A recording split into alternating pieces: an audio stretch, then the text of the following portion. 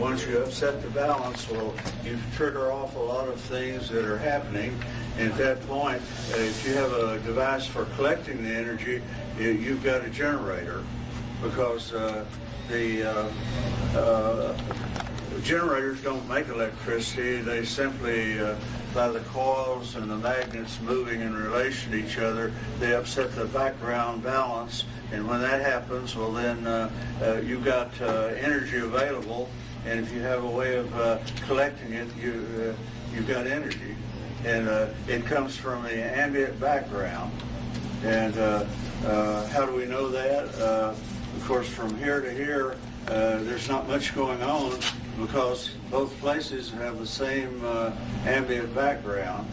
But if you look at how that ambient background got there, which would be, we can take the Earth. The Earth, it rotates at a certain speed, and it has a certain weight.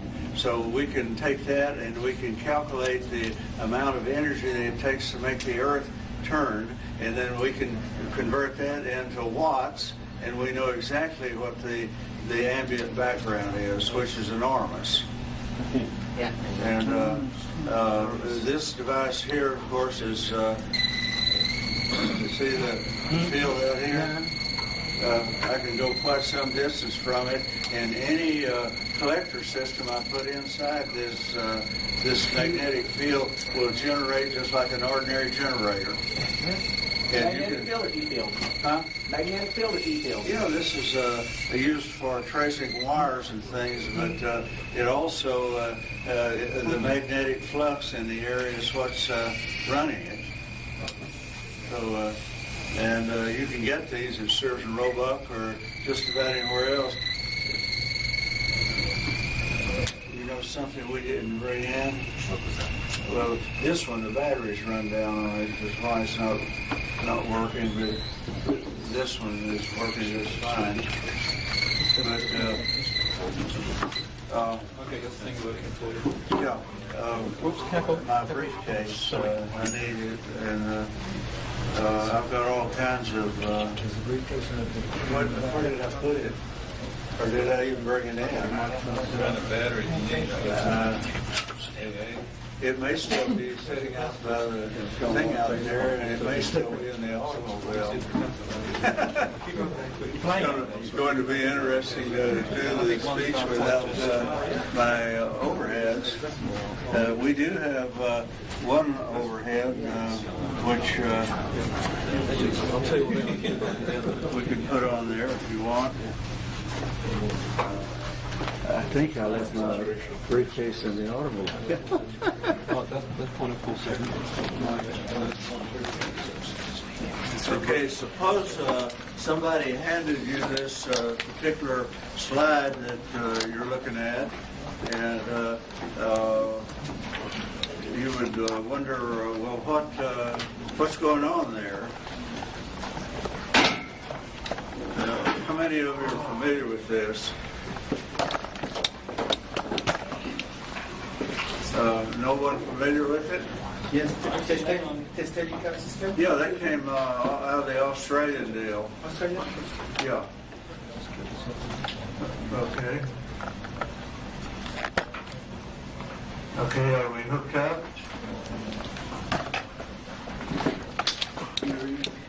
It's okay? You picked me up? Can you hear all right? Can you hear me back there? Okay, well, I get a signal from the back that we're doing okay, and unfortunately, when I got out of the car and got the things out, I had an enormous number of real nice slides that I had made to show you, and really I don't have any of them, so I'm going to have to do this without the slides or other things. So what I think we can do,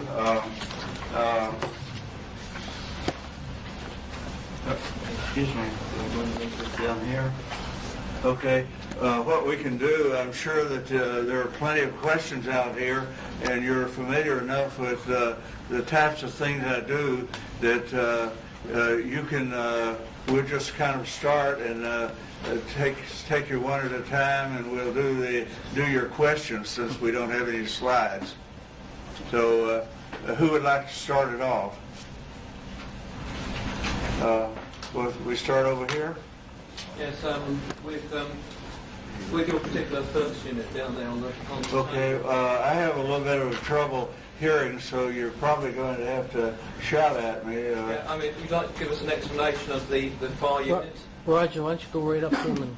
Okay, you want to know about these devices? Yes, just give us an Okay, explanation of the fire unit. early on, when I started first studying electricity, the first device I'd like to show you will be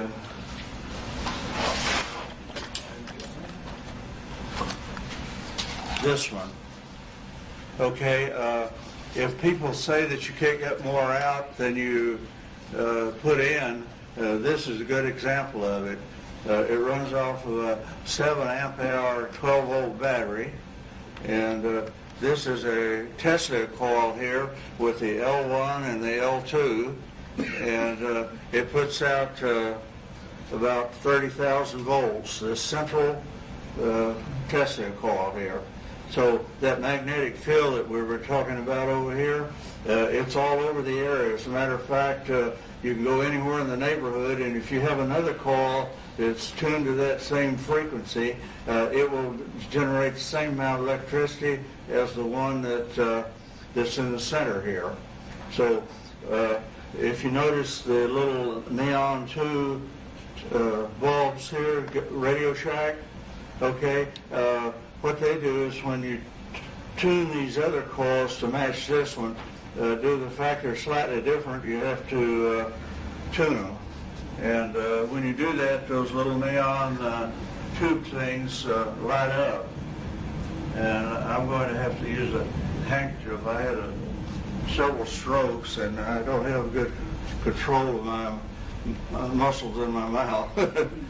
So anyhow, you have basically 3 receivers here, and you have one that's producing, and so each of these will duplicate exactly what's here. So we've got 3 times more energy. Well, actually, we've got this one, and then we've got these 3, so we've got basically 4 times what we're putting in coming out. And it's undeniable, and it's if you can build 1 Tesla coil, you can build 3 more just like it, or 100 more like it, or you can fill the whole room up with other ones that match the same frequency.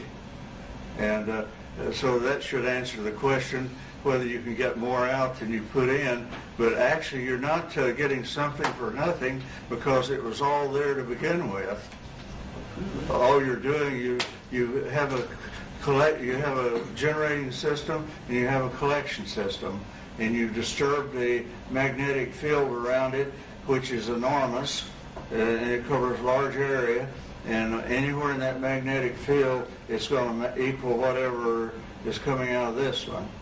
So if you want to build something which is relatively simple, which answers the question as to whether you can get more back than you originally put in it, this should blow anybody away that might not like what you're doing. So this I built about 15 years ago, and it's survived up to now, so you're getting to see it. Okay, we have a lot more to talk about than we have time to cover. Oops.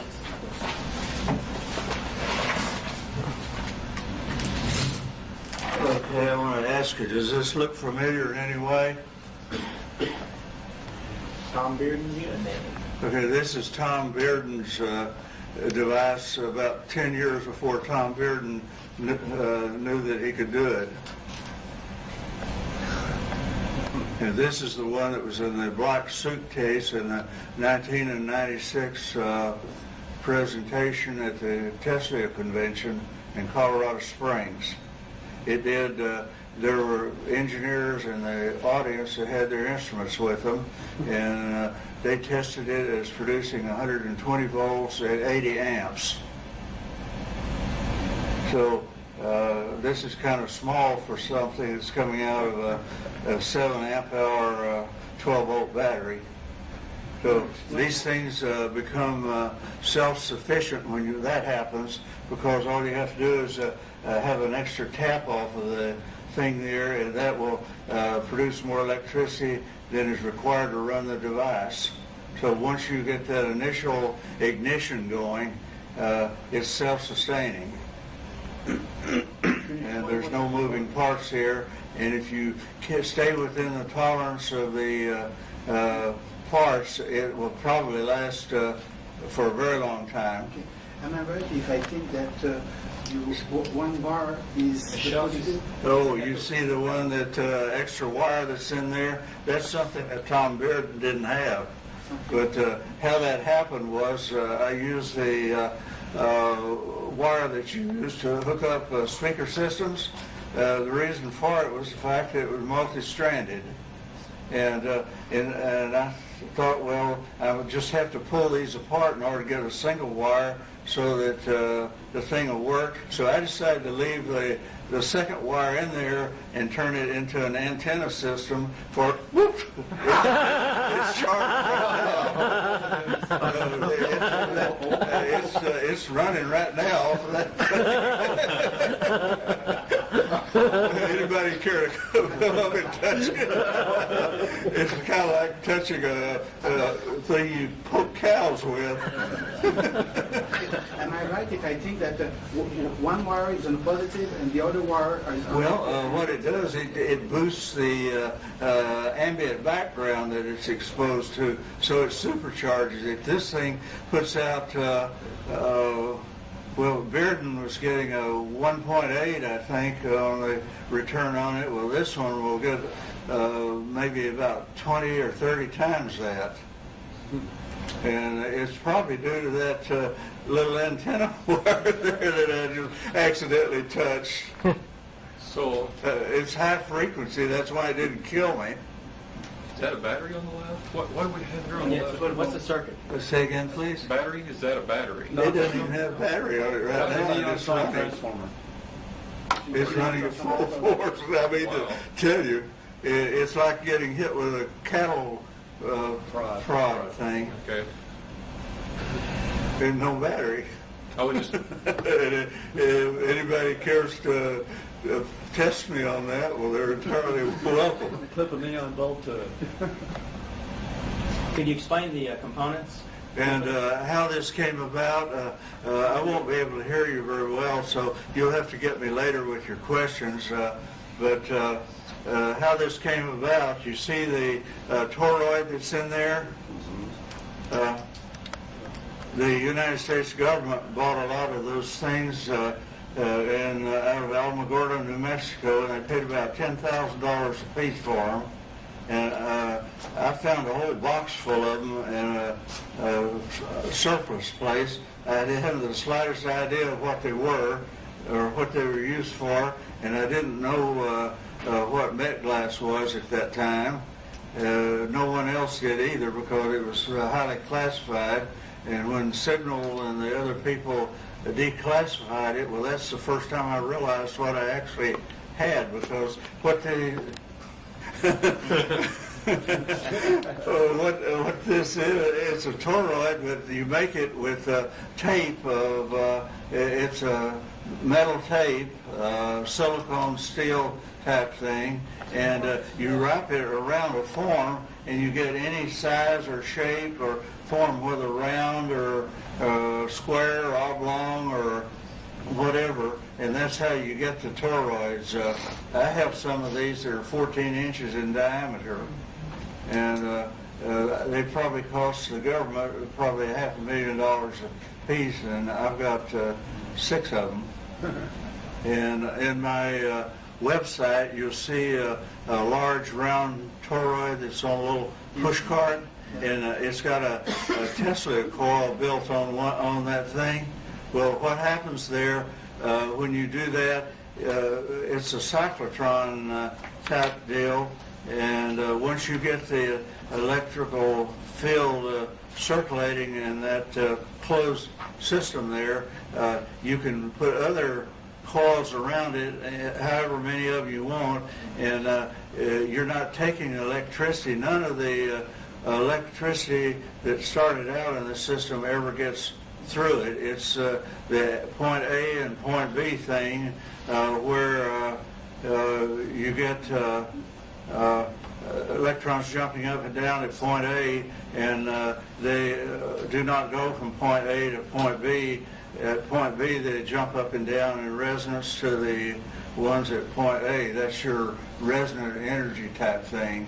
So once you get the resonant energy type thing going, and you get the magnetic fields going and that sort of thing, well, you can tap off of that system without taking away from it. And you can take off as many other coils as you can get into the area or onto the system. You can take that much off, and it's not affecting what's being put in any respect. And it's highly obvious, and it also people will tell you you can't do this sort of thing, but you've already seen one example here when I got shocked just a minute ago. And those that are skeptical about it, I invite you to come up and touch the thing here and tell us that it's not working.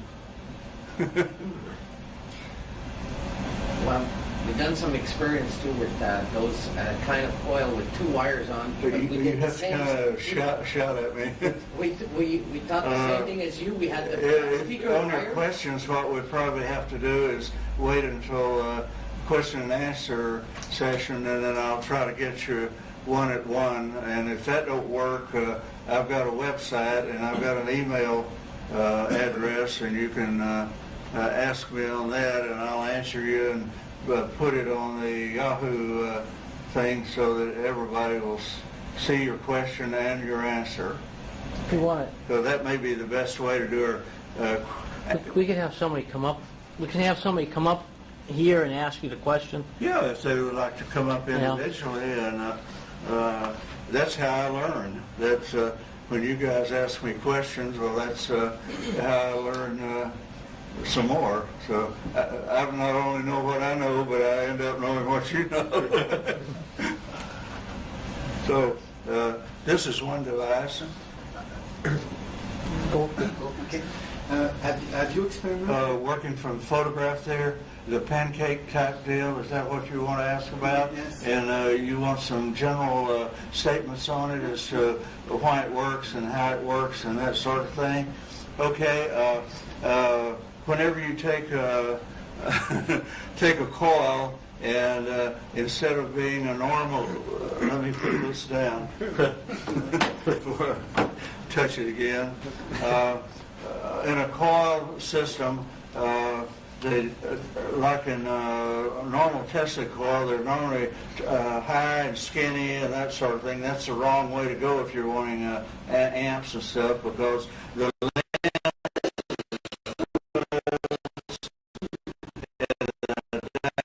diameter is amps.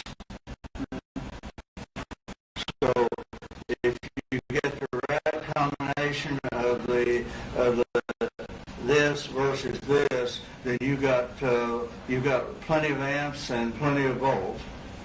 So, and also depending on how you tap onto the coil will determine whether you get amperage. But there's the same amount of amps there as there are volts, because in the magnetic system that's driving it, it has to be equal and opposite. That's your Lenz's law, you know, it's equal and opposite.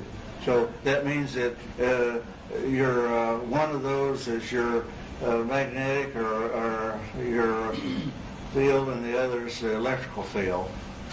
And the magnetic field is amps. Okay.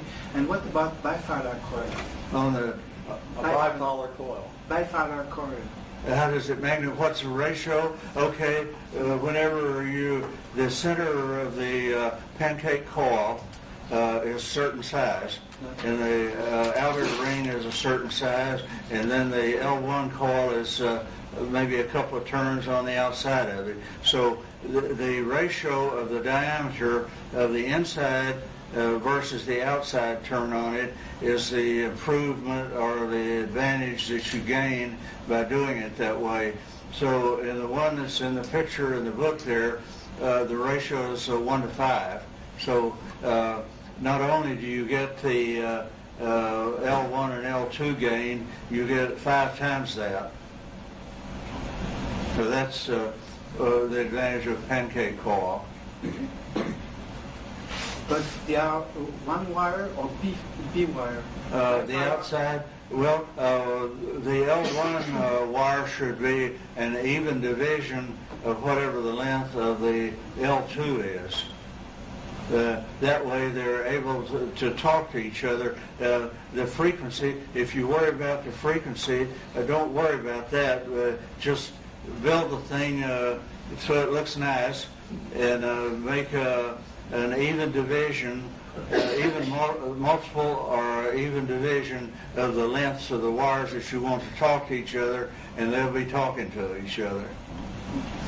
What's the ratio? What's The ratio in the case of the one that's in the book is 1 to 5. So it's 5 times what, plus the fact that it's a normal Tesla coil. Your normal gain times 5. Do you ever do quarter of the wavelength like Tesla did?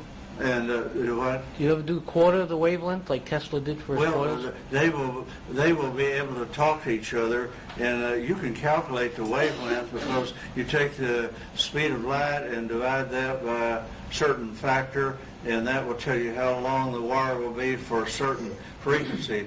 What I did on that particular one, I used about 200 megahertz, which meant the wire was going to be about 18 to 20 feet long. I think it was 18 something. And then once I had the main frequency set up, then I made the other coil. So, and as long as it's a even division or a multiple of, whichever way you go, they're going to talk to each other, and that's all you need. Okay. There are a lot of different things. This thing's a little bit heavy, and I see it's got a lot of sawdust on it because it was sitting. To see which way to turn it. We don't want this to fall out. Can you see it okay? Yes. Okay, you notice that this main coil there has the center part of it cut out, and the two cut things are brought over as your ground deal. Okay, and the ends, the electrons are spinning one direction going this way, and spin the other direction going that way. So you've got electricity and you've got amps. And when they come together, then it continues on. So you put the two together, and you've got more amps than you know what to do with, and more electricity you know what to do with. So it has to be cut back. This is a diode bridge here. You go in and out of these inverter systems. Since this thing has to run on alternating current at 120 volts, in order to get to that from the battery, I had to use an inverter, and people make fun of me because I use Radio Shack inverters, but in this case, the high voltage thing there has to run off of 120 volts at 60 cycles. So that's how I get to there. Now I've got a rheostat here where I can raise and lower the input so that over here it comes out to the correct amount that I want. And on the process, this is 8,000, well, it's 2,000 volts each. So it ends up being like 8,000 volts, so I have to be careful not to get beyond that. And they're 8 microfarads each.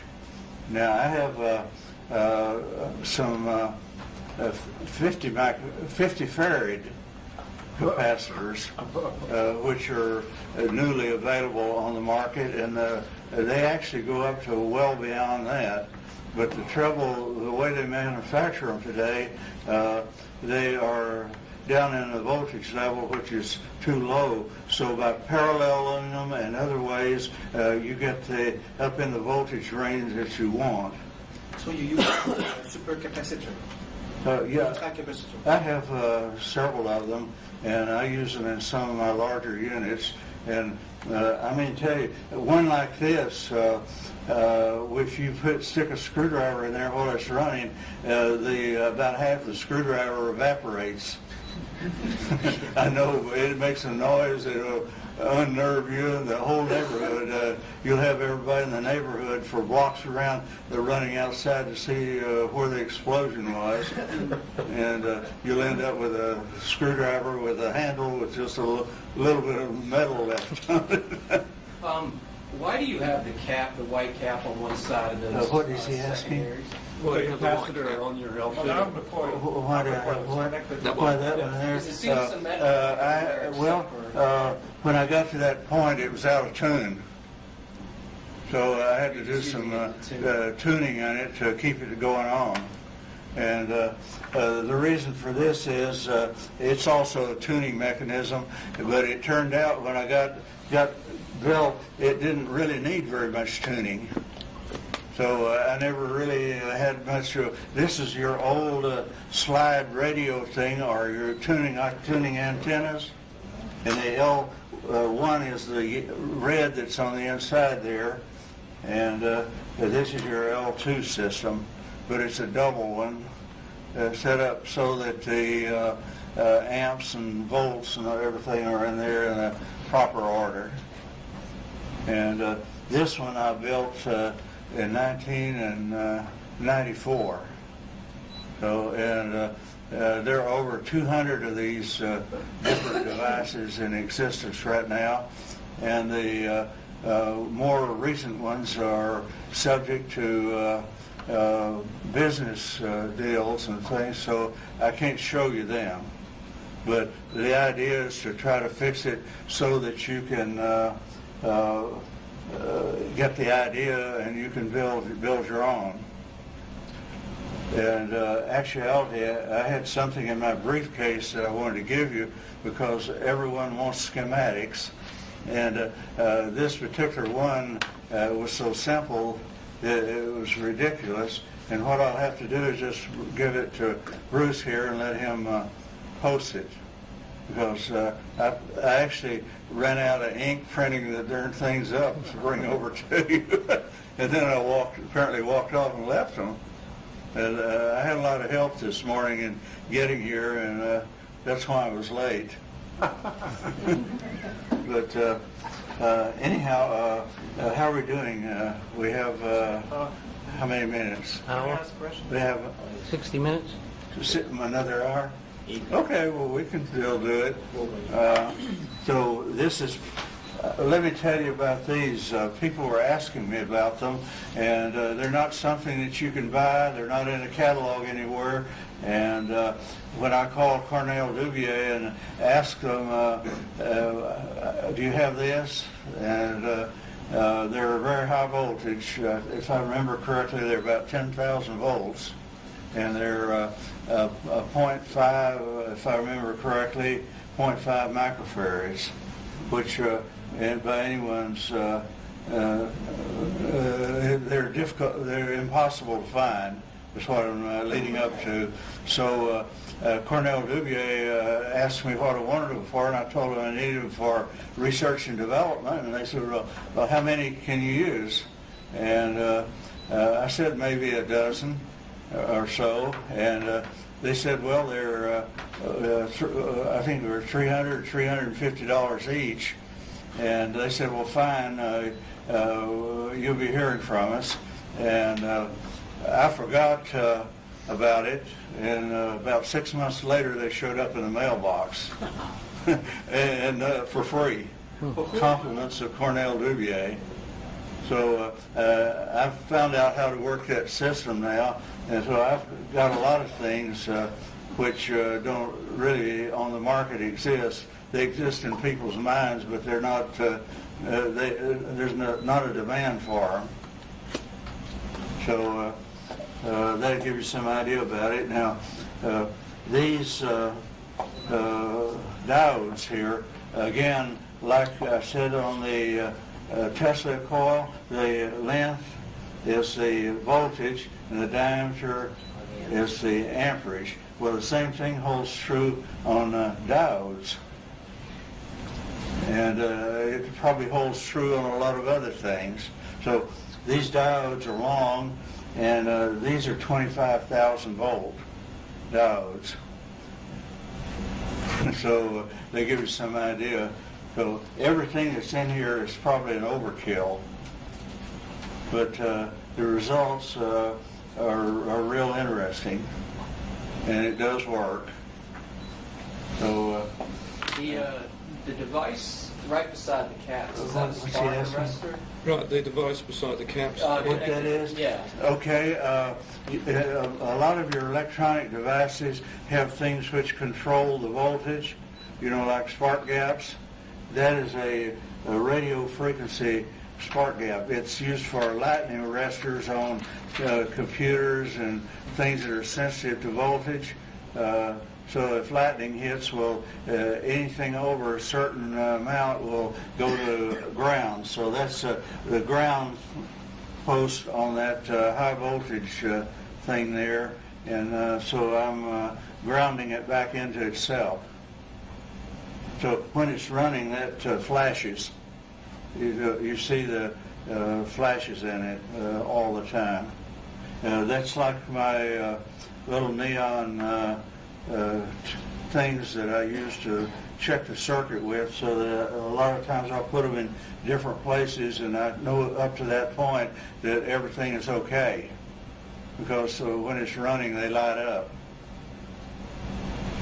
So that's getting pretty heavy about now, isn't it?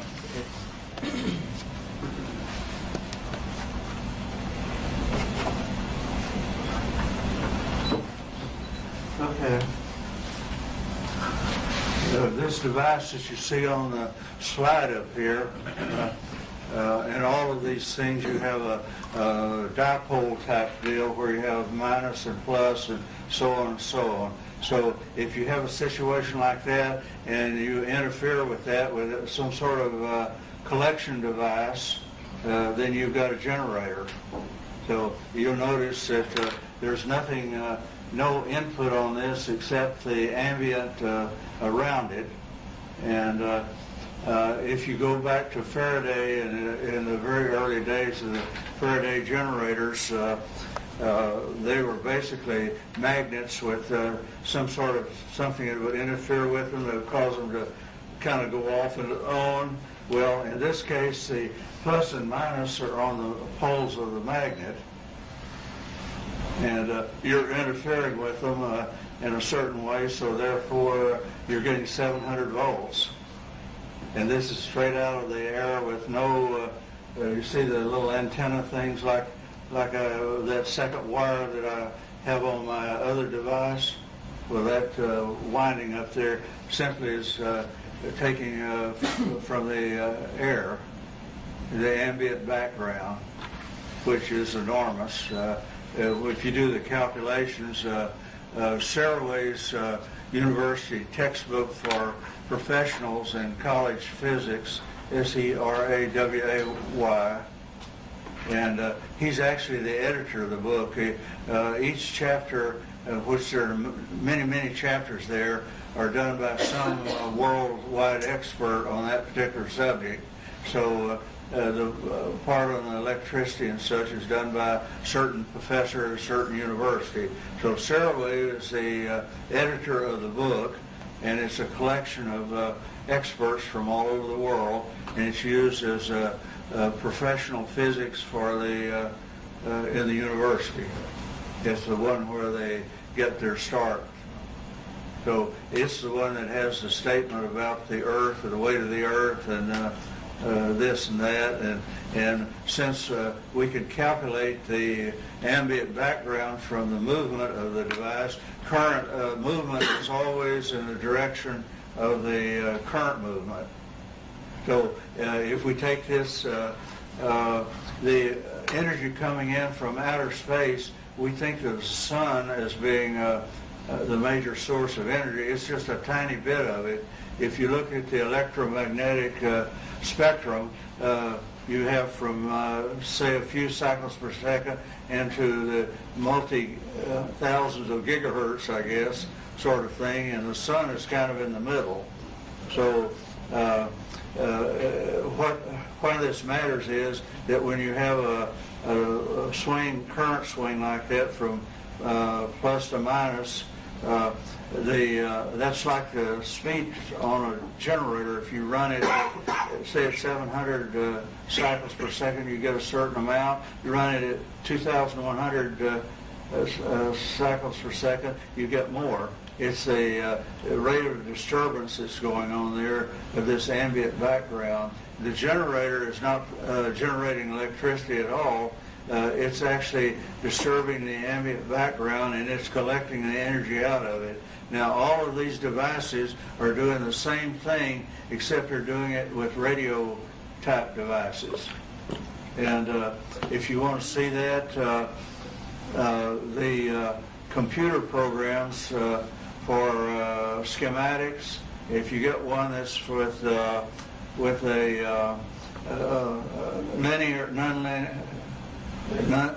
nonlinear system, which quite a few of them are, and an open system, which quite a few of them are, you can actually do the schematics on these things, and these programs have an oscilloscope and all your meters and things, the virtual ones built into it, and you can build your device with schematics, and you can test it and see how it's working, and then you can play by switching out pieces until you get the right combination. And I can tell you that these things which are called over unity show up absolutely the way they are. They're not, some of them may be rigged, but the ones, there's several of them I know about. The first one I picked up off the internet out of Slovenia. And they had a lot of examples. They had done dozens of examples of schematics where the output was thousands of times greater than the input, and that sort of thing. And they gave the schematics that they did and showed what they looked like on the virtual instruments. And it was highly obvious that there was nothing terribly unusual about getting what people might call over unity. But over unity is an albatross that's hung on it in order to make the person look ridiculous that thinks that it might be there. So it's intentional, and it's written into all the books, and this all started back when Tesla confronted some people early in the century, and they found out that there were things out there which might be disturbing to their monetary interests, and so since they contribute to the universities and this and that, well, they started making sure that when the books were published that they all of that was written out of them, and they still do.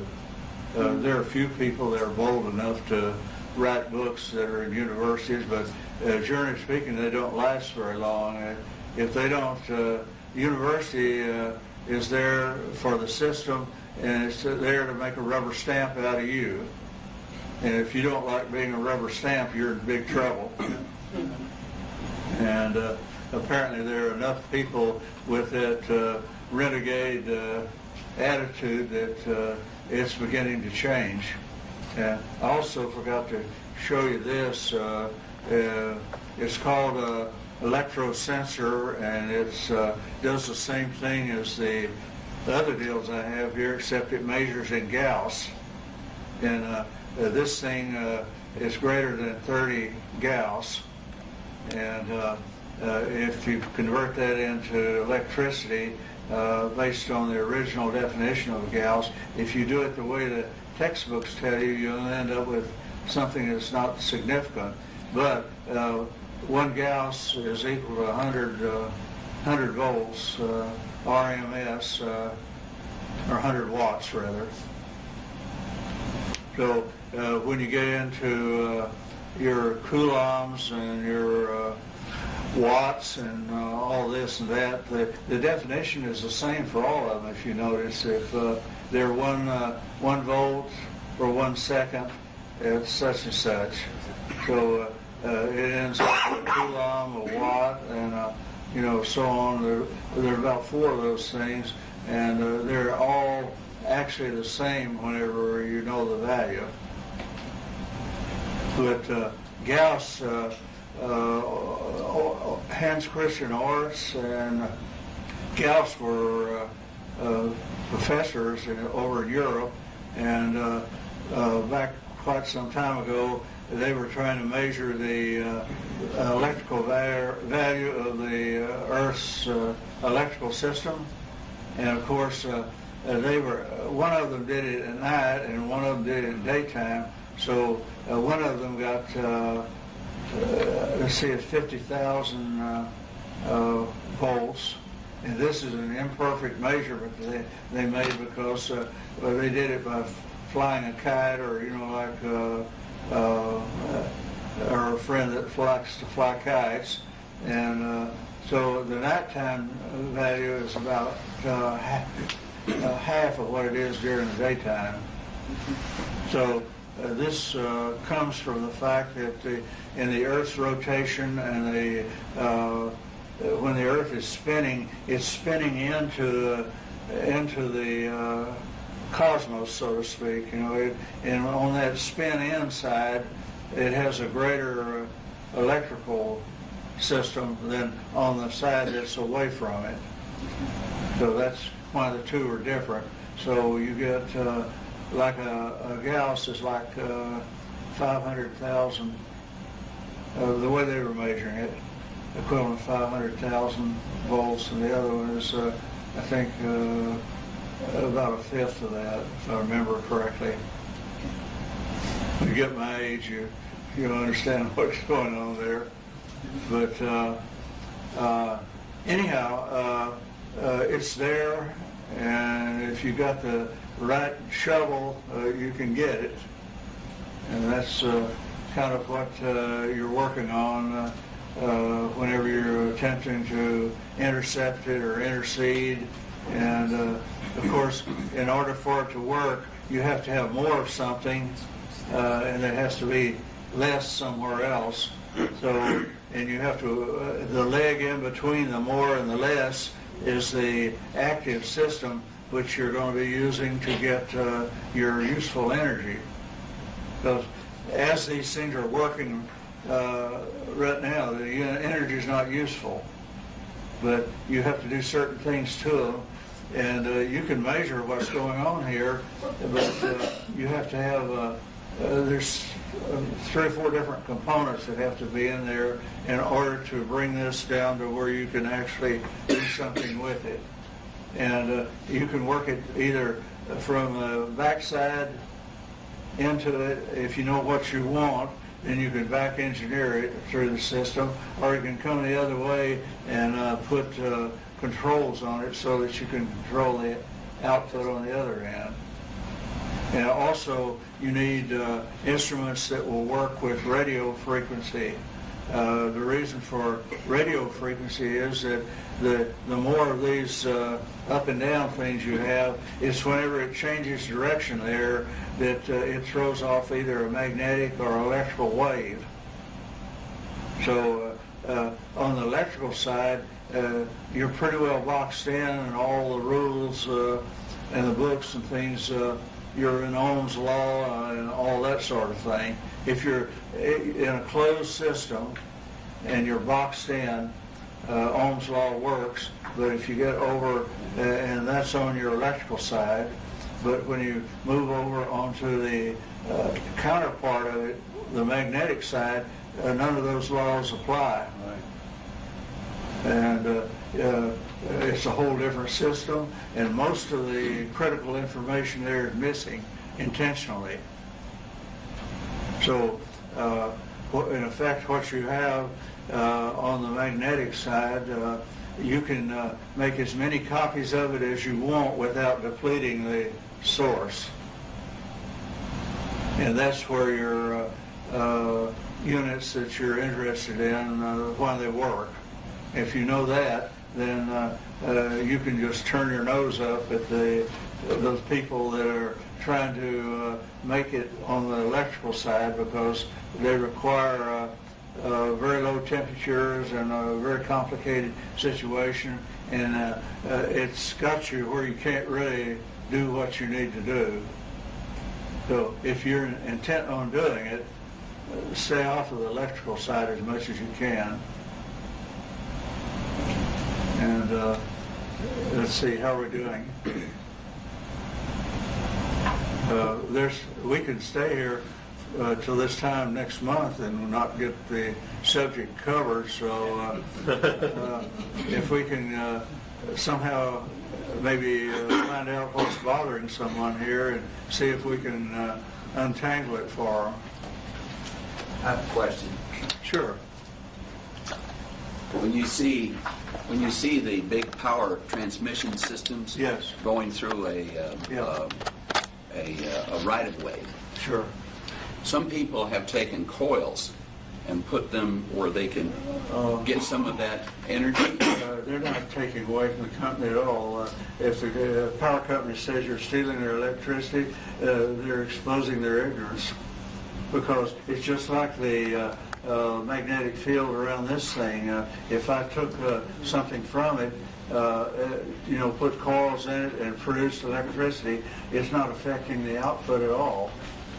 So their statement that they can find those things by the power drain is just below. They Is can that right? probably locate them because their radio, the magnetic field is repeating itself or reflecting out of the thing, which, for example, a common case there is where someone has a fence that's not grounded, that's running parallel to the power system, and it can be thousands of feet away, and that fence will have a charge on it that will kill you if you're not careful. But usually the humidity and other kinds of things ground it, so it's fairly safe. But what really happens is the power company, you have it neither on matter or energy. It's neither destroyed or consumed. Everything is always there. It just simply flips over into some other temporary arrangement, and then it will end up going back to where it came from. So nothing has been used. So therefore, when the power company sends you an electric bill for electricity that you used, you did not use any. It just simply flowed through the system and went on out and went back into the system. So it's not used or worn out or degraded, or that's not the end of it at all. It's just like at your house when you turn the light switch on and ground that system into the earth ground. You haven't destroyed the electricity, nor when a machine heats up and there's heat involved and this and that, all of that electricity is still very much there. It just passed through a resistive point, and therefore you get the heat. But the heat is something in addition to what was already there. Just like if you put other coils in the system, you get repeat of the energy in them. Well, that heat is just something which occurs as a side effect, and it in no way has degraded the electricity that's there. It just flows on through the system and goes back into it. So that's your ambient electrical system. Okay, I bet you we've got another interesting question out there. Yes, sir. We're supposed to come up, I guess? Yeah. Okay, couple I got from a buddy of mine, and then I want to ask a couple of mine. Okay. Okay. Come over here. Okay. Now, you always talk about where you have your business interest, your business buddies and stuff. And I know you got certain things you like, your contract obligations. So, will you be able to lease your units anytime soon? I myself am going to stay out of that. The various business interests are the ones that are going to be involved in that. Yeah, I mean, nobody ever knows who the business interests are. I wouldn't sell you a unit if you offered me cash. I've had people offer me like $5 million for one of these devices, and I've turned them down. Yeah. No, I'm not trying to embarrass you. Anything. No, I don't mind. Who would we go talk to? You know, then, do they have a link to I them would say just kind of wait and watch, and we're not looking for publicity. So if you ask me that question again one day soon, I might point you to somebody. Okay. The other one he had was, have you solved the problem with needing a ground connection? If not, have you looked at the Hendershot circuit? We use the same principle. Well, grounding works in several different ways. People think of earth grounding as being something that goes into the earth. Well, the Earth's atmosphere is also part of the earth. So you can have air grounding, or you can have ground grounding. And in citizen band radios and the ones that are in the automobiles moving around and things like that, they frequently are grounded into the metal body of the automobile. So, or if they're not that, then in actuality that antenna that's sticking up there is grounding into the Earth's electrical system, and that's why you can pick up the radio station a long way off, because it's interfering with the magnetic system and it's sending out these waves that are different than what's normally there, so it's upset the electrical and magnetic balance, and that's why your receiver out there is receiving it. So then we could just, see the next one I have is like, where you're working on anything to produce a fuelless aircraft, but that would relates back to the ground. But if you don't have a ground, then you can use the car as a ground. Well, and then when you're flying in an airplane and they have electrical systems, right, they're grounded into the metal parts of the airplane. Right, and to drain off the static and everything. Yeah, and it radiates off of that. Yeah. So grounding is a relative sort of thing. It's that there's more of something here and less of something here, so it's going to move between the more to the less of something, and it's that leg that's in between there that's your useful energy. Okay. Now, my personal question, okay? You know, on the where you have the simple schematic right here like this? Yeah, you'd be surprised that actually works. Yeah, but when you but there have been a lot of people that try to build it, and they weren't successful at it, and I can't guess as to why it wouldn't work, because I tried to make it as simple as I could. Sure. And I think what happens is people change the lengths of the wires, or something is a little bit changed there. Now, that is problematic, because depending on that power source there, some of them are self-grounded.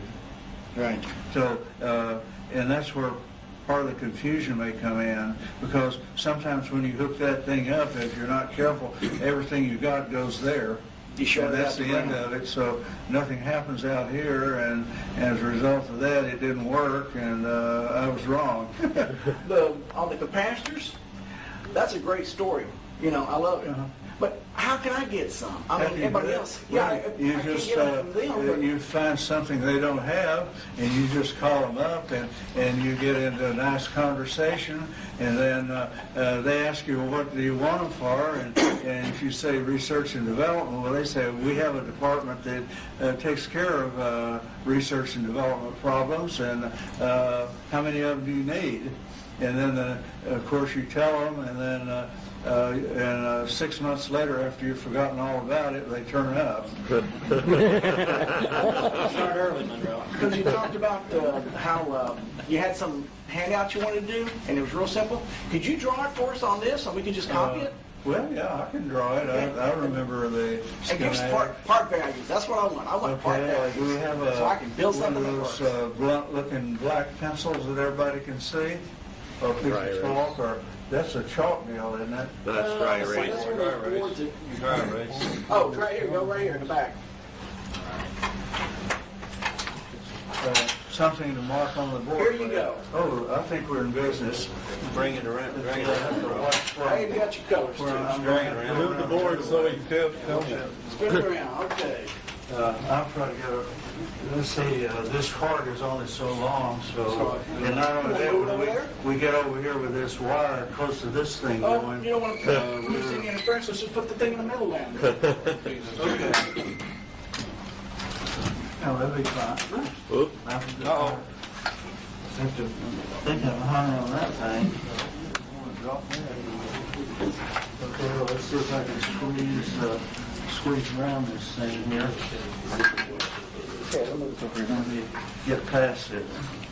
Okay, we're in good shape. See, my problem is like you got resistors with millions of ohms, so you got millions of different values. I want specifics. Well, the problem with that is that everyone, when they buy their wire and their other things, those things are not going to match what's on the list. Give me the wire. Wire all the things I do are generalities, and if you get one of those electronic schematic deals, you can fiddle with it all you want to, and you might get better results than what I would give you. Go for it. Okay. I want something, when I walk away here today, I can build it and then put out, something to run a house. But a house, I know if I go a house, that's like 10,000 watts. That's going to cost me too much in parts. But like on a house where I have a circuit breaker, I break it down, maybe a 10,000 watt part would cost any too of much, these and I can things build that it. you get are going to produce more power than the system can handle. Right. So, Oh, I understand, but the parts may cost me, or it may be parts I can't get. So I make a bunch of smaller what ones. you do inside the circuit, you put these deals where circuit limiters like you have on your computers and telephone, protect them from spikes. Right. You put those Gas at different discharge points too? all through there, and you set the only amount that can come out of it as the amount which you want to see at the end. So most of it's going to go out of the system, but you will end up with what you want at the end of the system. Yeah, because I look at this, I see it as a giant breaker box. Here you got the primary. Okay, this is the living room. This is the bedroom. This is, another part. You would only need that. On that deal, that one coil there in the center is more than you ever could use. I mean, you know what I'm saying though? Because if the parts end up costing way too much, then I can't swing it. But if let's say if I wanted one unit, put out 10,000 or 100,000 watts, that's going to cost a lot. But I could build a couple of smaller units, the smaller coils or smaller circuits that were just dirt cheap. What I recommend is you take the end product of what you want and work it backwards. Give me specifics. That's what I want. Okay. We'll see what goes on here. Done. Okay. This is a piece of material like same kind of chemical composition, say as met glass or piezoelectrical type material or what, maybe a rod. And of any size, it might be this size or this size or whatever. It depends on the amount of energy that you want out of the thing. So I'm working backwards on this. Okay. 10 kilowatts, enough to run a house. In order for the system to work, you have to have off and on. It has to turn off and on. So what we're going to do is put a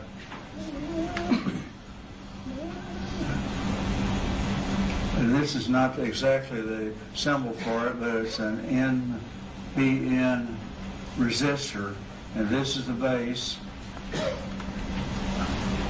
Okay, and let's see, I forget which way the arrows point here, so I'm going to leave the arrows off of it. But what happens, this is your input here, and this is your output here, and it comes over, and well, this is not going to be very pretty. And then this comes back here, and then okay, on the base down here we have a resistor which is controlling our timing device, which opens and closes the gate on this transistor, so that what's coming through here is going to be a certain frequency. You're setting the frequency there, and this is the first coil. Okay, there's a second coil or a number of other coils which are up here.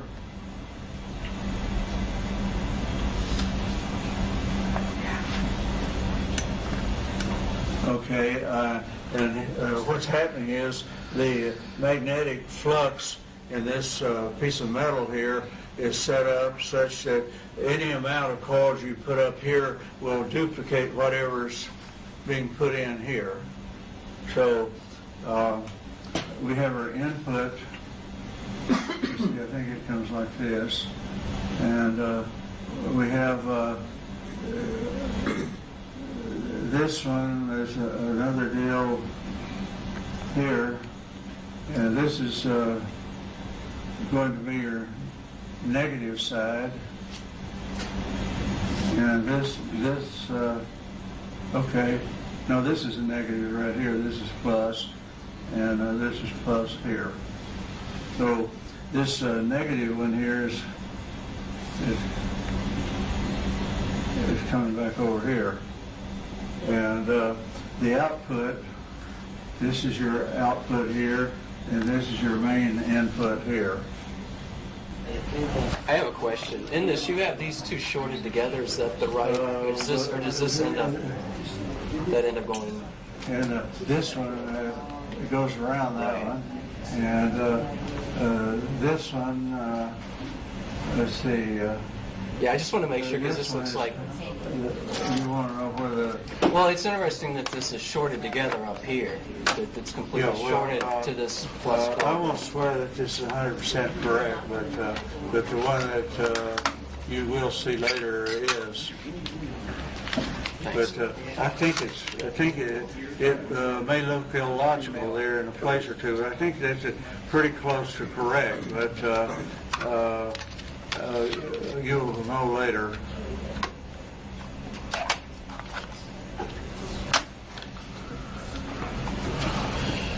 So have you come up with any new devices other than... I come up with about 3 or 4 a day.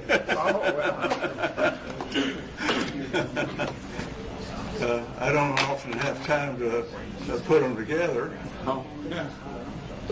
But I can say that once you get off onto something like this, that every one of them leads to something else.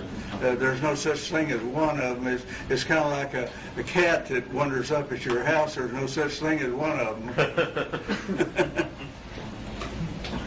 But at this point, someone had some questions a little bit ago that wanted to come up and ask them. Do we have someone else that would like to come up?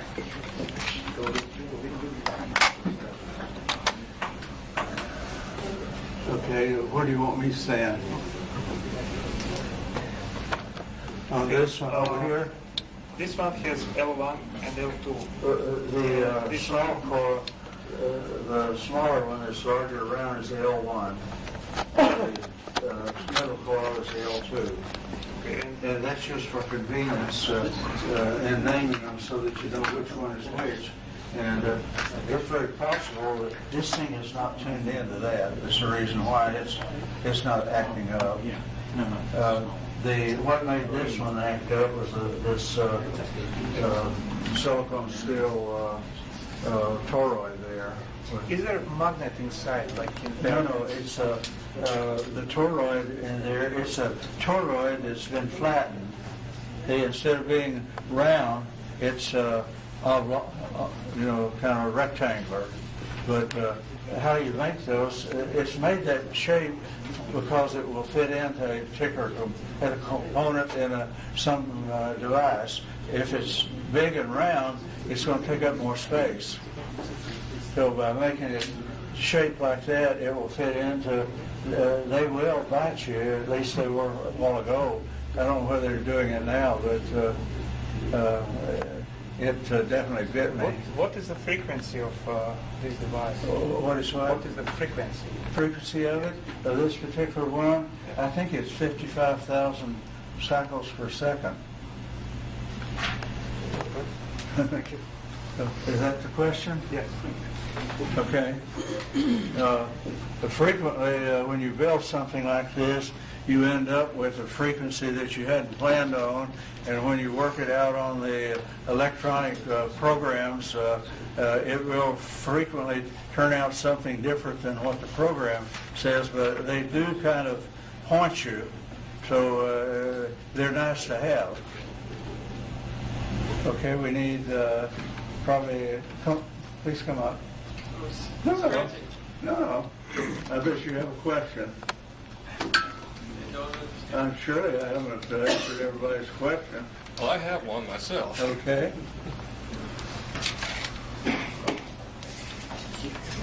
Put back on tripod. I've been really curious about this since you showed this. This leg right Okay, here. what I've done there, there's two of these wires here normally come off to another system.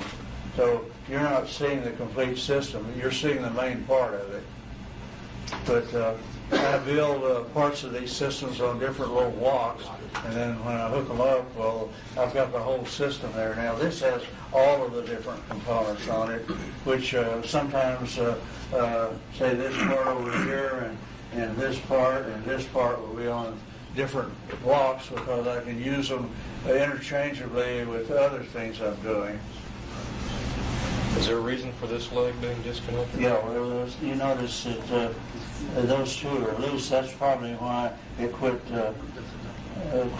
sparking there. This thing was, whenever I set it down in a certain way, well, it closes the system. And I noticed that when the fellow came up just now, it wasn't doing that, apparently.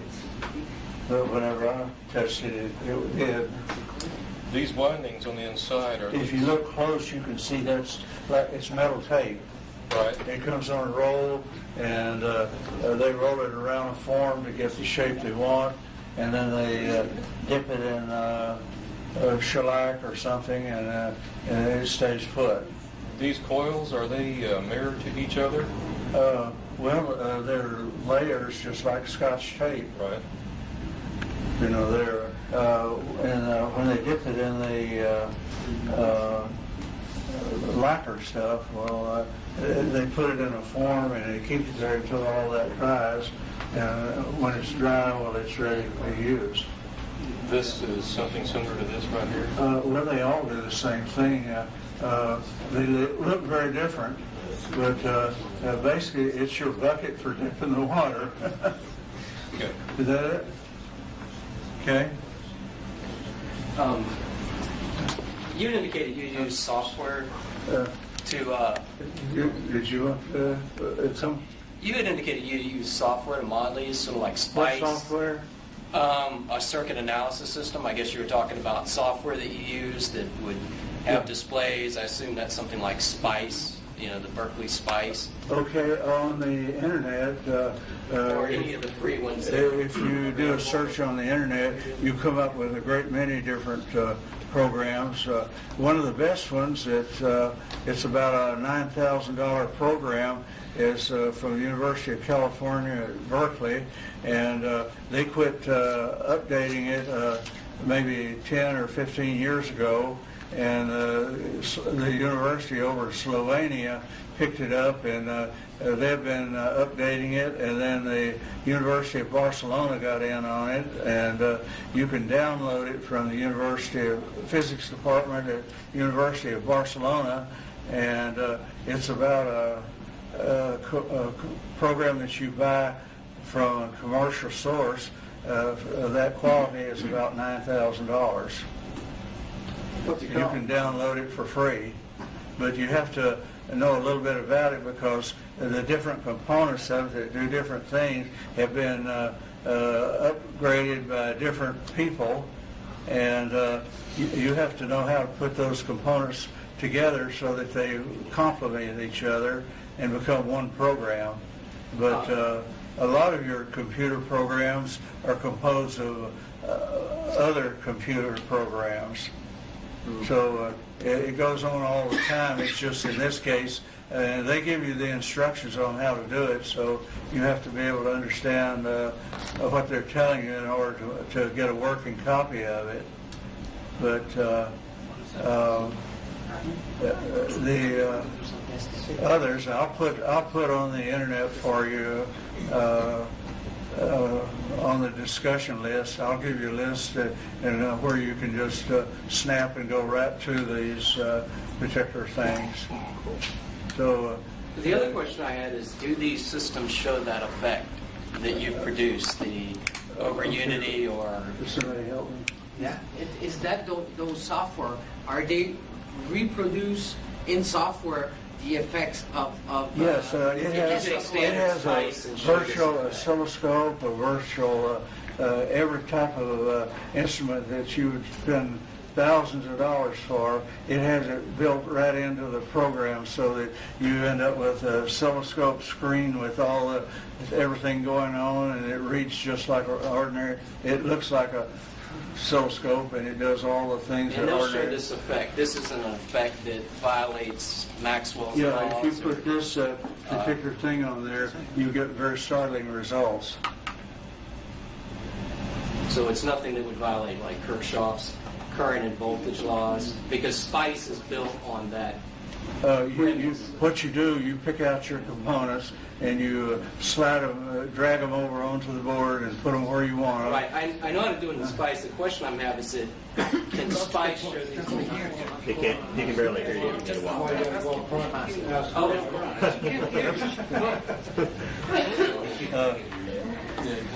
Yeah, it would be nice if the other people would know what we're talking about. The point I'm trying to make is, you have SPICE simulator. Can you take a SPICE simulator and show these effects, or is this effect something that is not part of standard SPICE or a field simulator? Well, you can build your own components, and you can tell it what you want it to do, so you can get those specs out. That's the reason why you have it, and the reason you run it is to see where the defects are and when things are happening that you don't want. And then by playing with the components, that's how you take those problems out of it. And SPICE will show this effect? Oh, yes. Okay. Not all SPICE now. It has to be a right, it has to have a nonlinear model. Nonlinear open system, and a lot of those are closed systems, which puts you right back into Ohm's law, and you're stuck with what the closed circuit solutions. They want you to know, not what you're about to find out. Thanks. But more and more university people are using the open systems because open system things are hard to defend. And university people like things that you can do mathematically, and you always end up with the same answer regardless. Now, that way they look good. If they're competing with something that's not going to give the answers that they want to be repeated every time, then from a university standpoint, they're in danger of needing another job. Because the university is not interested in people that can't repeat what they're doing. Can you draw up there the the URL for this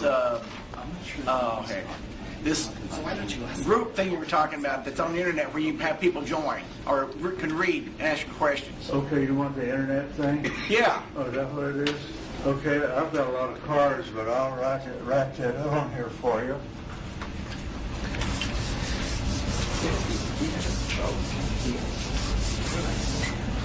Okay, the email is, let's see, we can do bigger than that.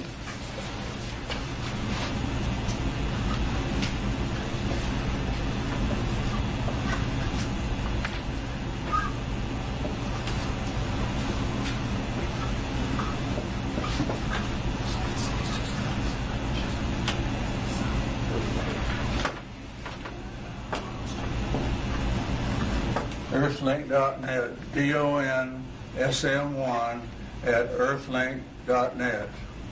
The website is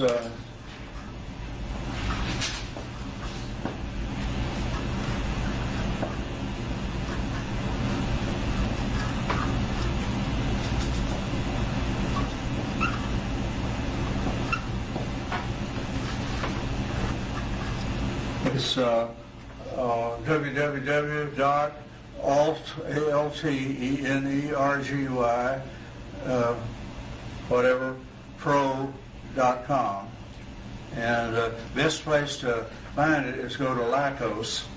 Well, actually, it's on all the major ones, and you can find it on Alta Vista, Lycos, and it's actually on over 2,000 servers worldwide, and you can get it whether you're in Russia or wherever. And the students at the University of Moscow and St. Petersburg literally wear me out asking questions. And there's a lot of people in Russia think that it's a real great thing.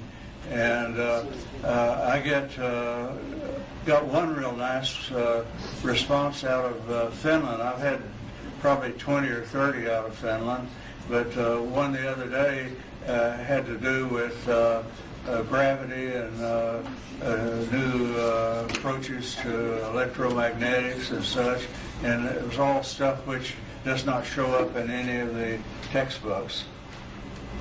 But I think you all may have seen it. It showed up as Ali Tina, O-L-I, and that first name is Ali and last name is T-I-N-A. He's a professor of physics, and I can't say the name. It's down in Finland. But there was a little tit-tat going on the question and answer thing on Yahoo there. On that, if you go back 2 or 3 days or a week, well, you'll see it. But he had the most appropriate idea about what goes on in electricity and gravity and things like that, and it was totally out of the box. But this is somebody who's highly educated, and he speaks and writes absolutely perfect English without a glitch anywhere in it. So if you want to correspond with him, well, I'm sure he'd be flattered that you would pay attention. Could you write his email address? Please come up here. Could you write his email address? Can you write his email address? Write his email address. Of Alatina? Yes. I'll put it on the package of things so that you get it. I'll send you an email on it. Thank you. But anyhow, we need some more thoughts here. And the alternate energy program, that's where your discussion list is at? no, it's on Yahoo. Okay, can you put that? That's what I want to go to. Okay, Steve, you're going to have to help me with this. Yahoo at Okay. New Energy at yahoogroups.com. Okay. Okay, I'll put it up the top here.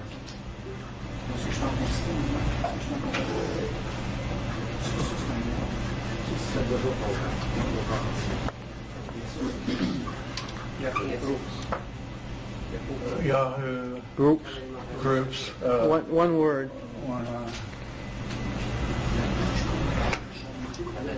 You can go to my alternate internet resource page off my main website, and you can sign up for that discussion. Okay, what's the rest of it? .com. Is that right? Yahoo Groups. I think it's .com. I'm not sure if that's the exact. Okay, well this will get you pretty close. But you can go to the go to my main website page. Go to and then go to Internet Resources, and on that page it'll tell you where you can just click on and. Bruce's website has instructions on how to access it. We think this is pretty close. But before you can use that, you have to sign on to the group. Yeah, you do have so that's to, not going to even have work. to sign in so that they have a record of it, but it's big enough that you probably would want to do that anyhow, and that means that you can submit your thoughts also. You just simply give them a little bit of information like your email address and your name and such, and that's pretty well it. It's not complicated, and it's not restrictive in any way, except that you're sworn to be a gentleman. That's part of joining the group. Lately, however, it seems as there's been a lot more going on political-wise and otherwise, and I think that's totally inappropriate. The thing is there for business purposes and not for opinions about politics and people and stuff like that. Now, some of the stuff is admittedly quite good, so even though it's out of place, I guess it's okay. But like the thing that happened in New York there, well, that just about almost wrecked the damn thing because it turned into a cat and dog fight about the pros and cons of it, and it was totally inappropriate. Yes.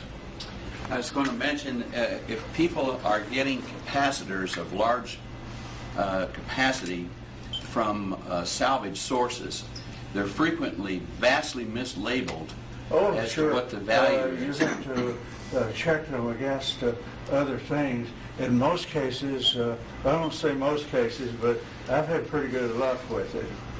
But I want to let you know there's a way to do this with large capacitors where you do not have to use a capacitance bridge, because the capacitance bridge will not give you an accurate answer.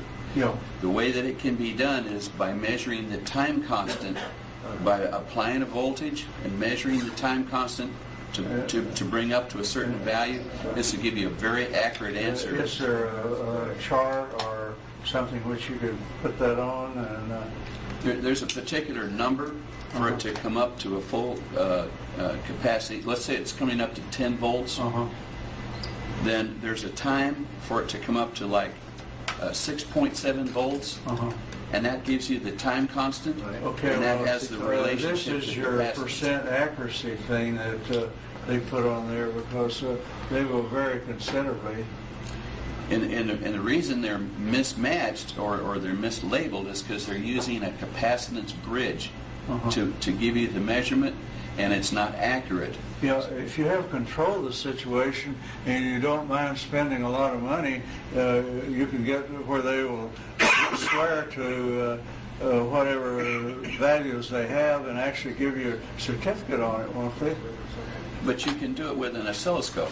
Yeah. All you have to do is measure how long does it take to come up to that time constant value, and then you know exactly how much it is. That was a patent that Boeing put together, and I was part of that project. That's how I happen to know about that. Would be nice if you put that patent number on the discussion group. I'd have to go look it up and find it, but it works very well, and especially for these real large capacitors like a farad or 3 farads or whatever. Using the powdered carbon bits, you can get enormous capacities in small packages now. So you can go up to over 5 million microfarads with present day technology, and that every day is moving out a little farther. And at 5 million, you may not be much bigger than 2 shoe boxes. That used to be the size of this motel. So things have really changed. The carbon particles take enormous charges. That's what makes the difference. Yes, sir. Has anyone ever seen an electron? Yes, they actually, when Thompson said it was out there, and 2 Thompsons, there's Lord Kelvin is one, and then the Thompson that actually postulated the electron, and not too long ago, they actually can photograph them now. Right. So they know what they look like.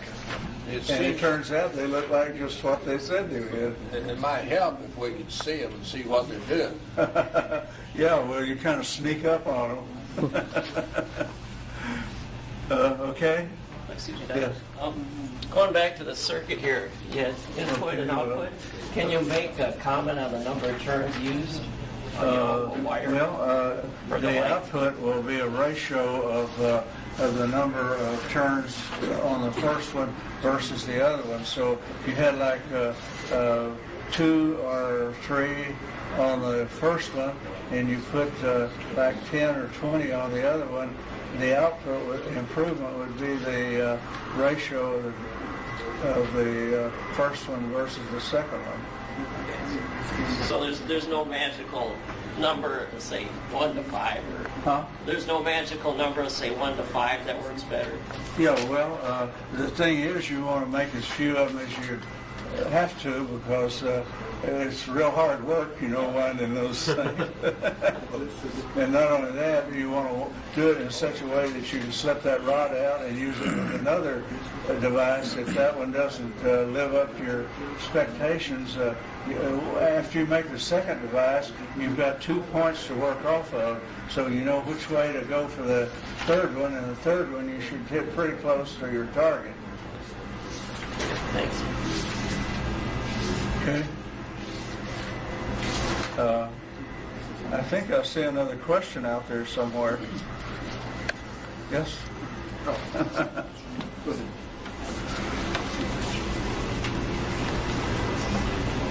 You had mentioned that program that's at the University of Barcelona in Spain. What is the name of the program? Let's see, I may need some help here because I'm having trouble turning corners right now. But it's the original name for Spice something or another. It's the original one that started it all pretty much, and it's out of Berkeley, University of California, Berkeley Physics Department, and it's the one that all the others basically hinged off of. So it's Spice free something. It's got 2 or 3 other letters in there. And that's the University the Spain, one out of Barcelona. Basically, I don't know that anyone's given it a name, but they tell you the history of it and where it came from, and that's what it is. So they may have named it, but I don't think on the computer program it's just they use the original name, and the other components which they fit onto it have their names. So you've got something there that's got maybe 4 different components. One of those components would be your virtual test instruments, that sort of thing. And then there'll be other ones for building your own devices and fitting them into this library of things which can be used. You can build your own devices like transistors and coils and various unusual things which may or may not exist. They have over 70,000 different components in the library, and you probably can add some to it. Okay. Thank you. Okay. Yes, sir. He said something kind of loose here. Can we hook it back We're up? going to have to go out behind the woodshed. So what do we want to do? Oh, I just want to, you talk. See if it's reading anything? Yeah. Okay, well, why not? Let's get this one out of the way here so that... Since you know what goes where, actually, you're running a risk of frying this because... Yes, you are. Oh, great. I have a friend of mine by the case. These 2 things right here, and I've ruined a number of test instruments because Can you measure something without blowing my meter? Well, we don't know that for sure now. I really want to do it, but I do not want to blow this meter. I'm not trying to talk you out of it. I'm just telling you I've had disastrous experiences, and I've bought a lot of meters and things that were absolutely nice that I was real proud of, and all of a sudden one day they quit working. And mostly it was just from sitting close to that thing there when it was running. You can measure without touching. I can tell you. Yeah.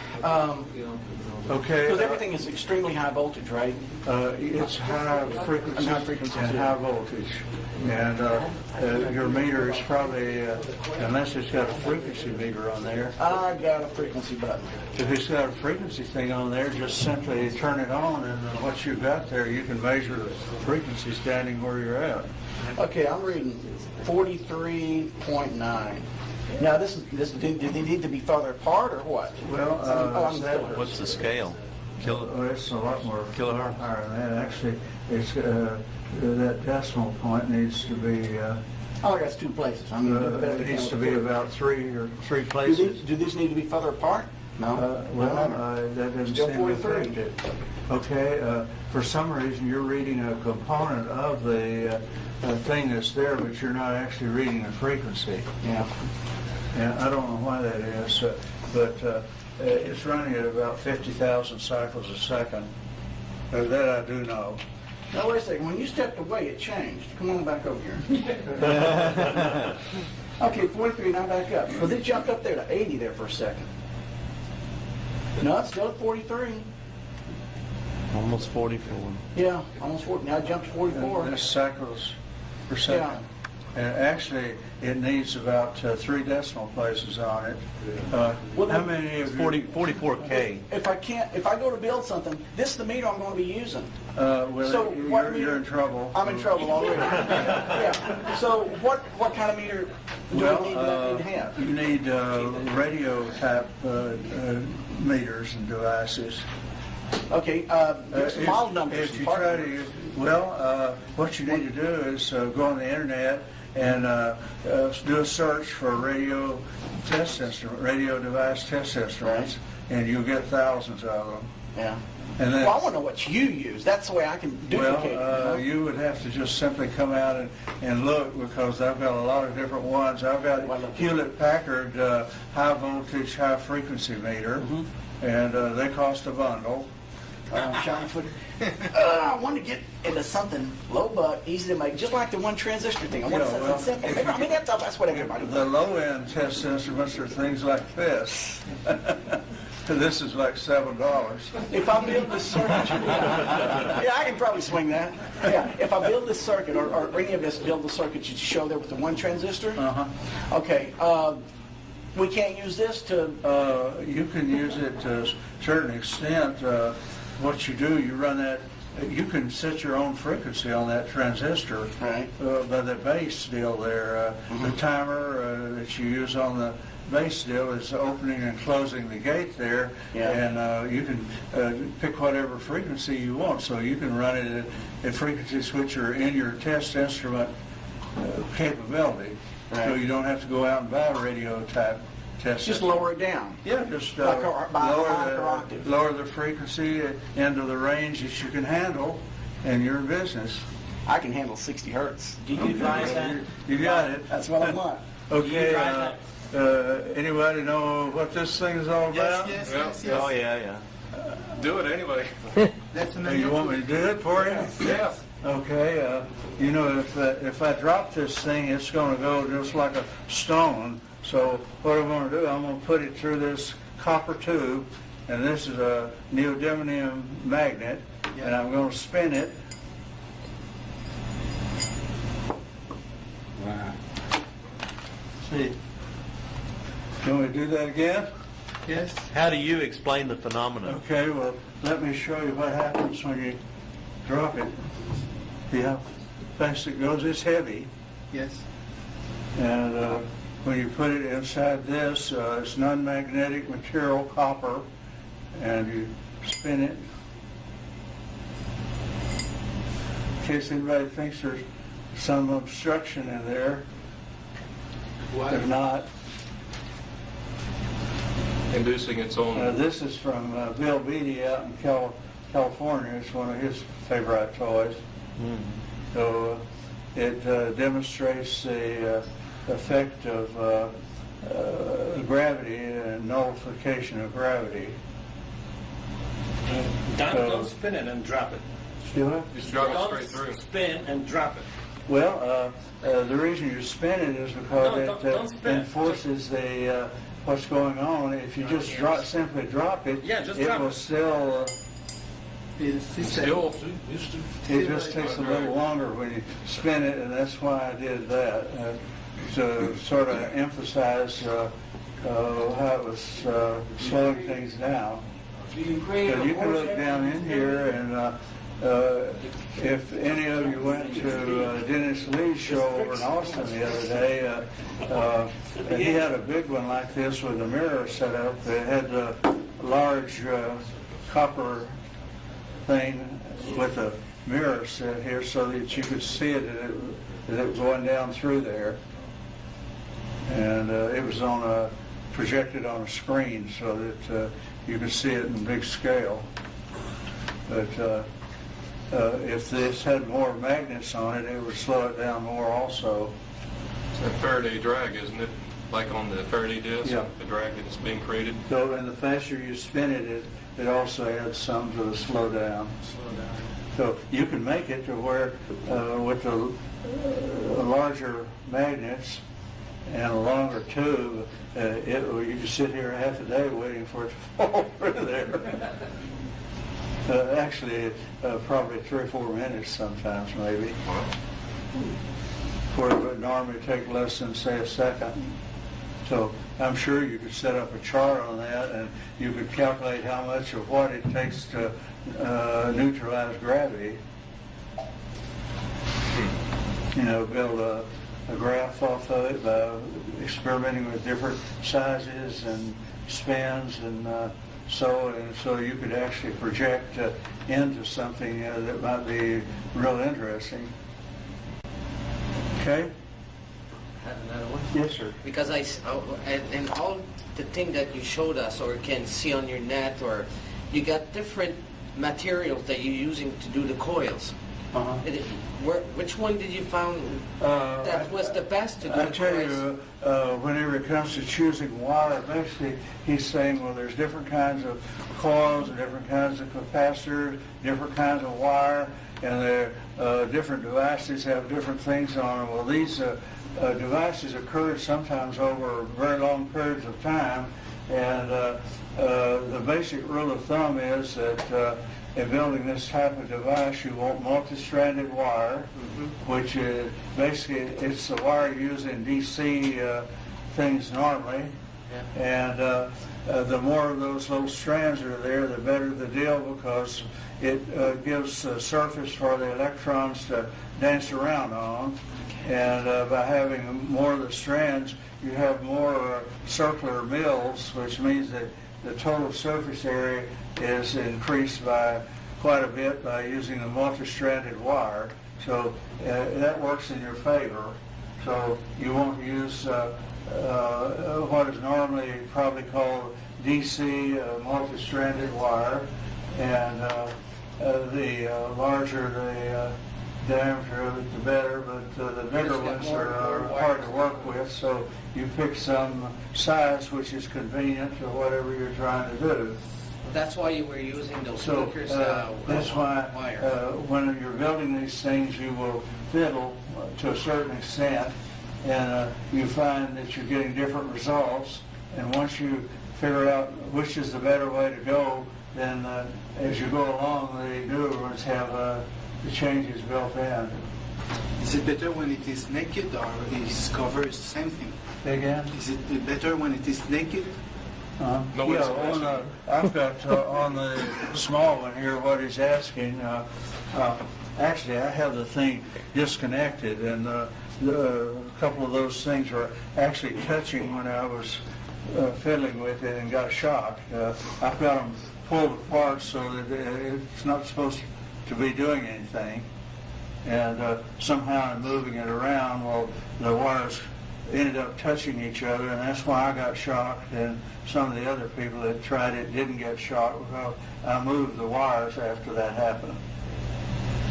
Because this is looking like an antenna. So it was putting out enough that it get your attention. That it was about equivalent to a cattle probe, if you know, or the thing the police use with electrical shock stick. It's kind of that equivalent to that. But I moved the wires that were touching, and that's why I quit working, at least for the time being. Yes. Is there a possible relationship between these devices and gravity reversal devices? Well, on my website, I describe what gravity is. Everyone else is taking a pot shot at it, so I figured, well, I might see if I couldn't come up with something. And what I came up with is that movement in electrical devices is in the direction of current movement. Okay, well, all of the huge amount of electrical background, the Earth is like a big black hole. And anytime you have a solid or accumulation of something, that's because the matter is kind of hanging on to itself.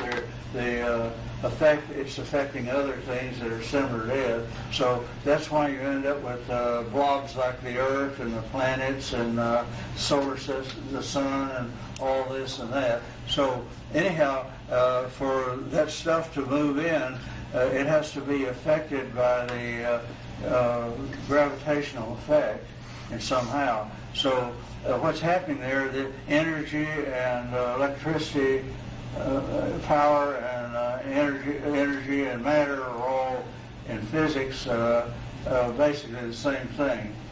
So this movement of the energy out of the cosmos into the solar system and into the planets and such like that is the power which is spinning the Earth, which is enormous.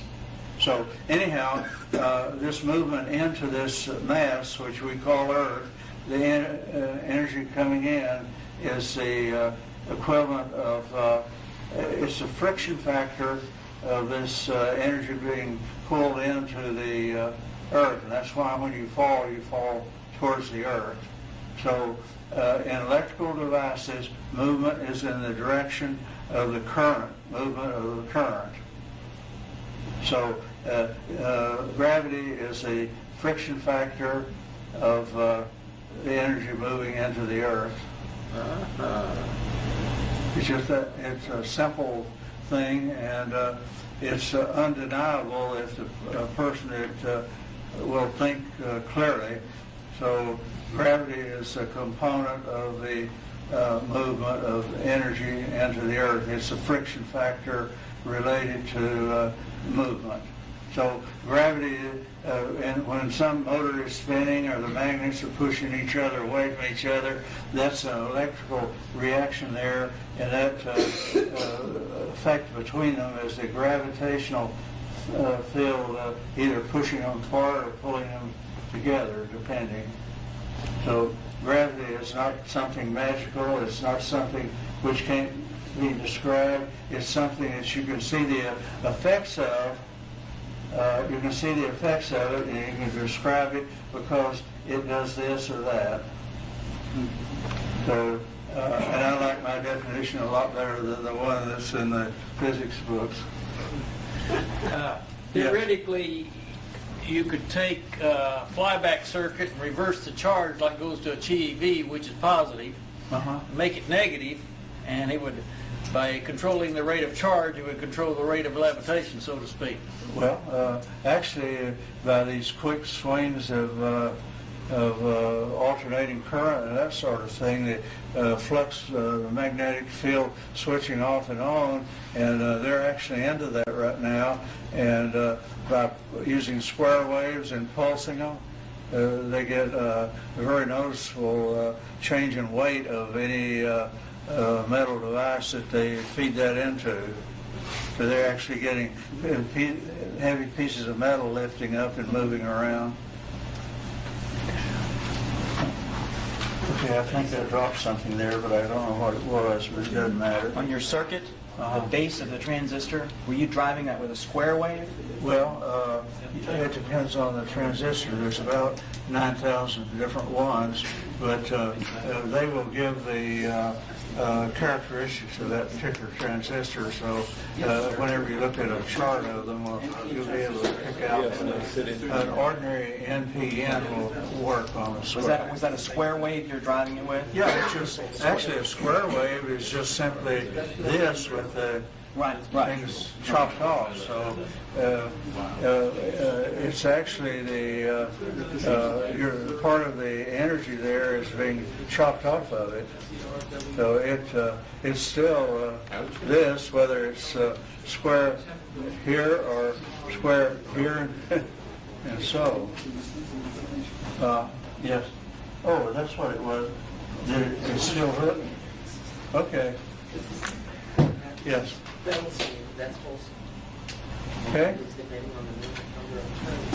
You got a part number for the transistor? NPN is all you really need to know. You go to Radio Shack, and that's a generic description of it. And the N means something in each case, and the P means something. So NPN means that it simply will work with alternating current. How about the resistor value?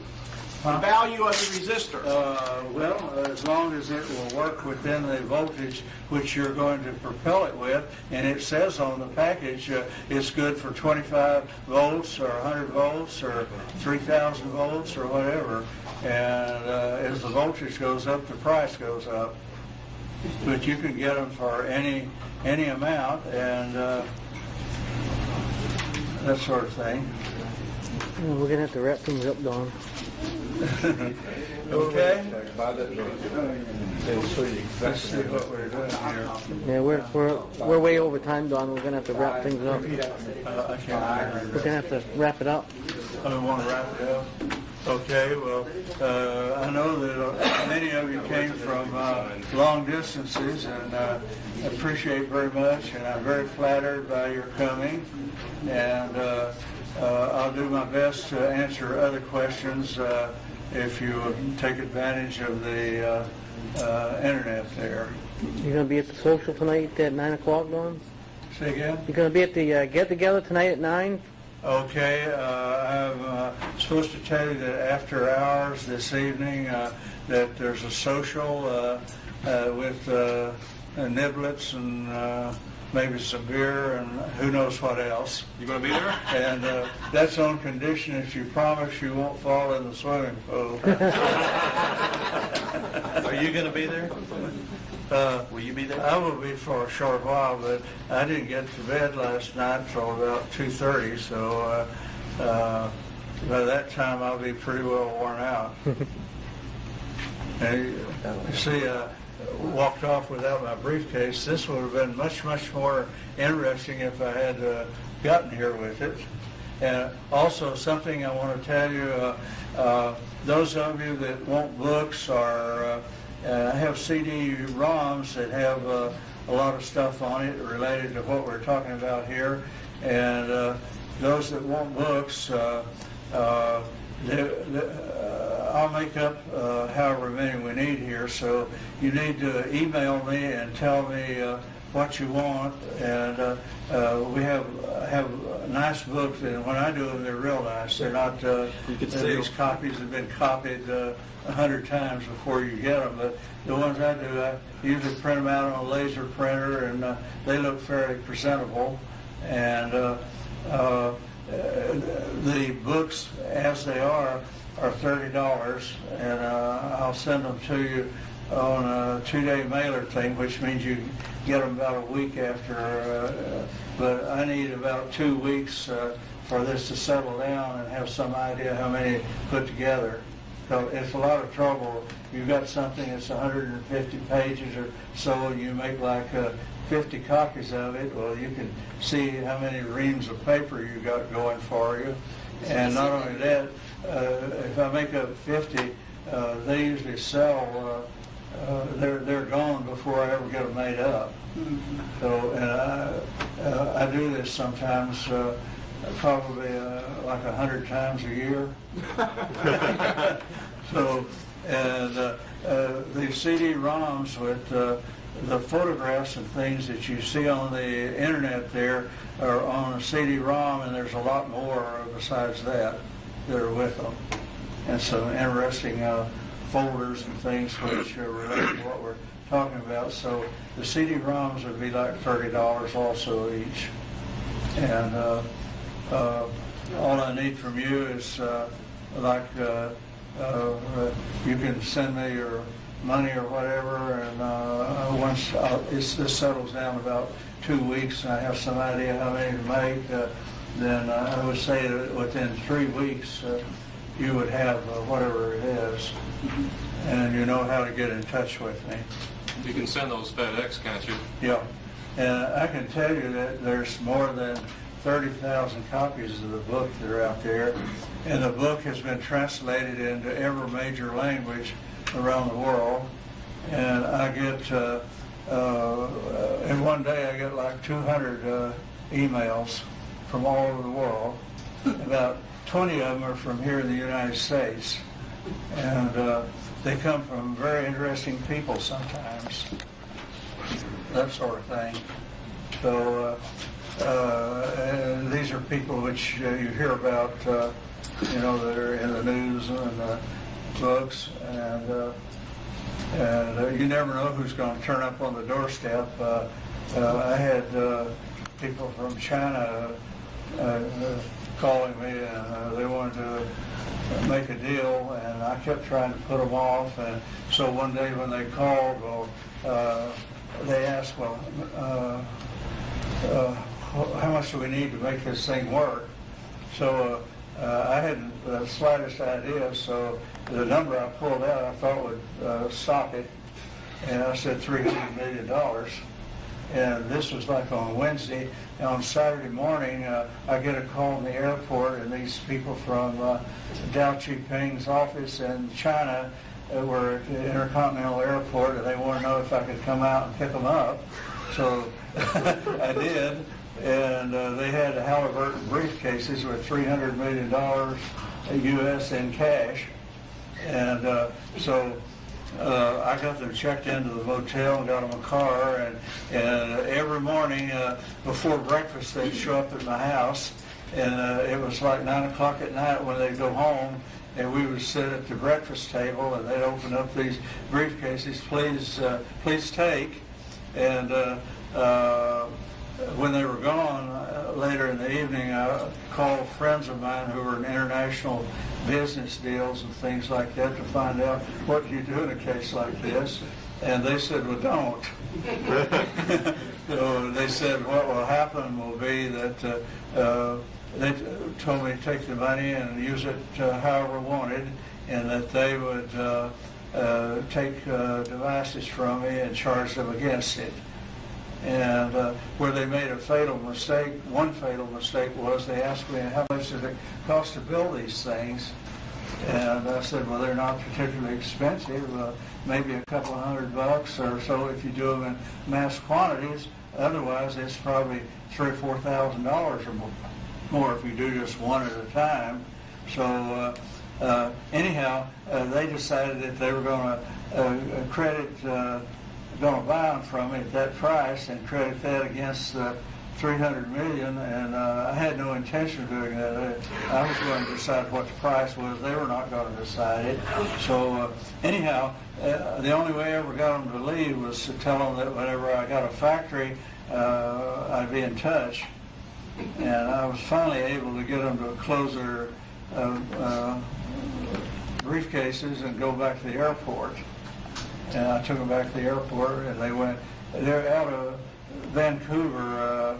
Dao Chiping had 2 daughters, and they're both married to Americans. And this particular one was an electrical engineer and lived in Vancouver, British Columbia. And the Chinese government had put him on to me, and he still calls about once a month. So they're still interested. But this was about 3 or 4 years ago. So I have things like that happening all the time.